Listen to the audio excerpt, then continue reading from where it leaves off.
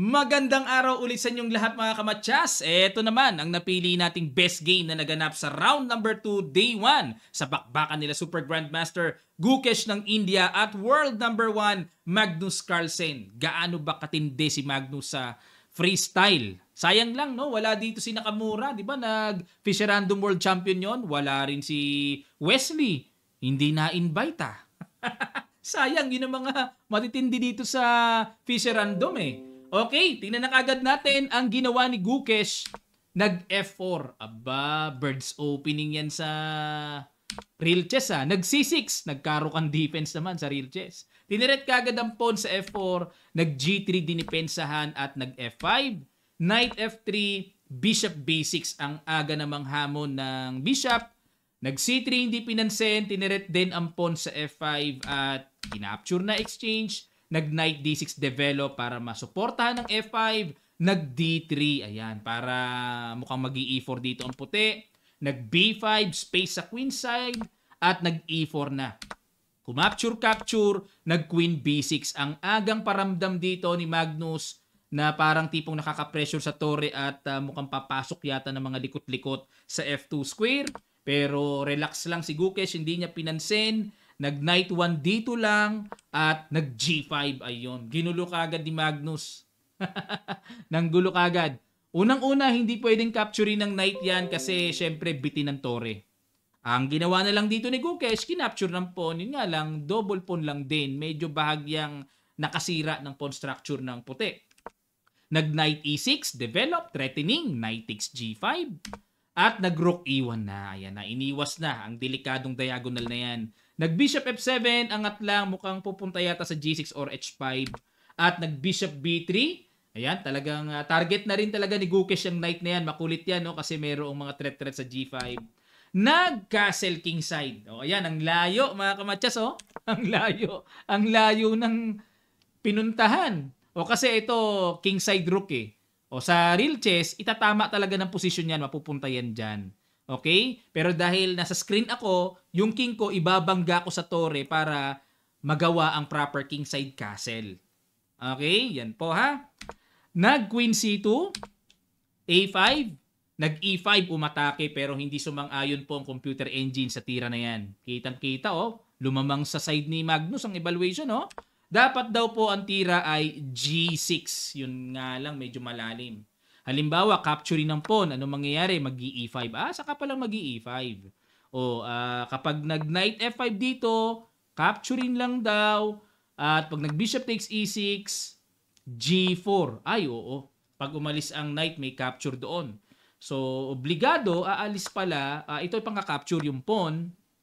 Sabay Queen E4. Ayan. Positional advantage lang for White. Oo nga, may paparating na Queen G4, mga ganong gapang. Tapos Knight E4. Okay, Queen G4, Queen G5, mga ganon. Tapos G4, then Queen H6, Knight G5. Grabe. Threatening, may mga mating net ideas, no? O, balik tayo. Paano kung bishop naman pang capture para mas kompleto po ang ating mga busisi dyan? Magda Knight E5. Tetret yung pawn sa D7, threatening. Knight takes bishop. Magbi-bishop E8 daw. Depensa sa pawn and magka-castle queenside. Ayan. Ang nakikita ko dito, kaya lamang ng konti ang puti kasi expose ang black king at medyo malakas yung paparating na rook F1. Iyahataw ng exchange dyan hanggang sa mag-rook F1 check at baka maiwanan ng king na nakadisconnect ang torre, delikado ang king side ng black. Okay, yan po nakikita kong danger na paparating dyan sa black. Balik tayo sa nangyari na E5 ang ginawa ni Gukesh. Bakit naging bad move? Dahil nakita ni Magnus ang masakit na sundot, Bishop G6. May tempo sundot eh. Ang lakas niyan.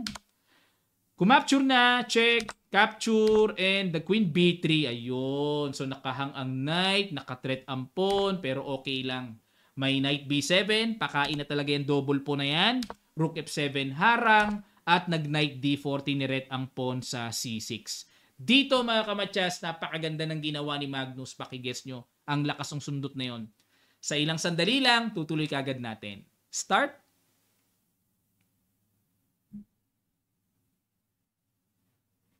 Maraming salamat. Congrats sa mga nakakita. Knight C5. Pakain na talaga ang pawn na yan pero may sundot ng knight d3 check. Double yan eh.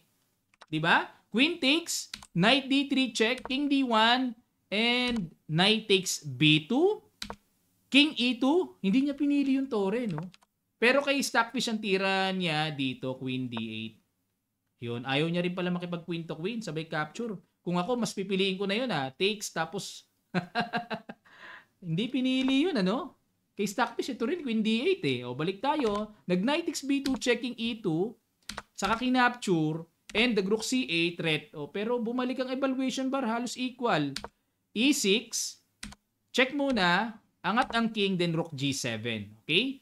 So, depensado pa rin yung e7. Nag-knight e5, capture na yung pawn. King d4, grabe katapang ang hari dito ni Gukesh. So, nasa gitna. Check. Harang ng knight, bishop g4. Ayan, threatening, bishop takes pawn, and bibigay ang knight. Nag-rook e5, rook to rook. Nag-rook g6, binalikan ng pawn, and nag-rook d5. Ayan. Pamigay na yung pawn, pero nag-set up ng simple threat na knight f6 check. Isa-sacrifice yan para makuha ang tore. O, pero nag-king g7 lang. Solve na kagad ang problema ni Magnus. Nag-knight e5. Siyempre, capture. Ika lang, may checking d4. At nag-rook h6, threat ang pawn, nag-rook b1 muna, knight a4, and rook takes b5. Pero ayon po sa evaluation bar, ang dinidikta dito, maganda ang ginawa ni Gukesh. Ang ganda. Capture, c4. Yan, ang strong pass po na pagagapangin kagad ng mabilis. Capture. So, knight f3 muna with tempo threat. At nag-rook h6, capture yung pawn. At chumek muna, king e3 para maka-knight c3. Di kasi maka-knight c3, may king na bantay. Nag-rook a3, inilang si Magnus, tineret. So, tumempo check, king e2, and nag-bishop b1. Yun nga lang, ang medyo nakikita kong pangit dito, yung knight sa d1. Baka makulong yan. Nag-c5, rook d5, c6, and bishop f5. Pang-abang lang sa very dangerous pawn na magpo-promote na papalitan ng reyna. Nag-c7, at nag-knight b2 tumakas pero kwentado. Kwentado ito ni Gukesh. Pagtira ng rook a2 na puwersa dito si Magnus na bumalik knight d1. Hindi pala malayang pwedeng itakas ng basta-basta. Halimbawa, itakas, knight d3, magsi c8 queen lang eh. Maganda sana kung may knight c1 kaso bantay sarado na ng queen. Pag kinapture yan, bagsak. Buong isang pyesa yan. Talo na black dyan mga kamatyas. Okay, balik tayo. Ang ginawa knight d1 at dito ipag-guess ko naman sa inyo ang napakagandang tirang ginawa ni Gukesh. Para sa akin, excellent move. Sa ilang sandali lang, tutuloy kagad natin. Start.